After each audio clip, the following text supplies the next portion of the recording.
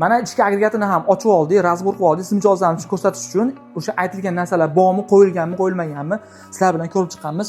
Birinchisi o'sha radiatorni ko'rishlaringiz mumkin. Hech qanaqangi propiska yo'q, ko'rib turibsizlar, to'liq, ya'ni ikkitadan 14 qator qo'shimchasiga bitta yana toqi bor ekan, 15 ta.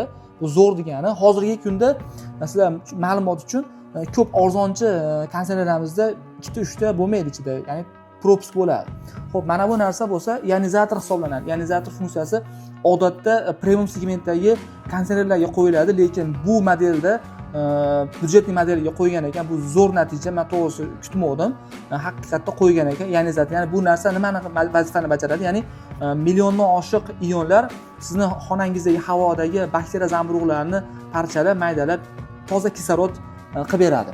Va haqiqatda tashqari radiatorlari, ya'ni Golden Fin zaylamaydigan, antikorrozniy va o'sha plata va simlari nihoyatda akkuratli, chiroyli qo'yilgan.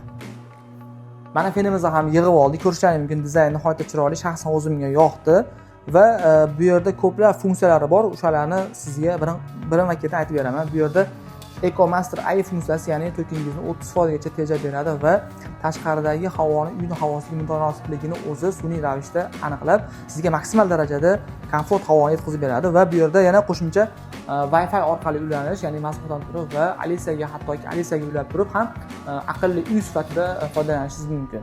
Va garantiyasi keladigan bo'lsak, ushbu konditsionerimizga Media brend tomonidan 3 yil afzallik garantiya beriladi va narxi albatta hozirgi kundagi byudjetli modellarimizda ozgina qimmatroq chiqyapti. $370, 4470 ming so'm qilib belgilaganmiz. To'g'ri, AUXlarimizga nisbatan bir $30-40 qimmat bo'lyapti, lekin ionizator, Wi-Fi, Alisa va shunga o'xshagan ko'plab sun'iy intellekt funksiyalari u $330lik konditsionerlarimizda yo'q. Bu Media konditsionerimizda bo'lsa bor, sizlarga tavsiya qilamiz. Albatta pulga arziydi, sotib olsangiz ham bo'ladi.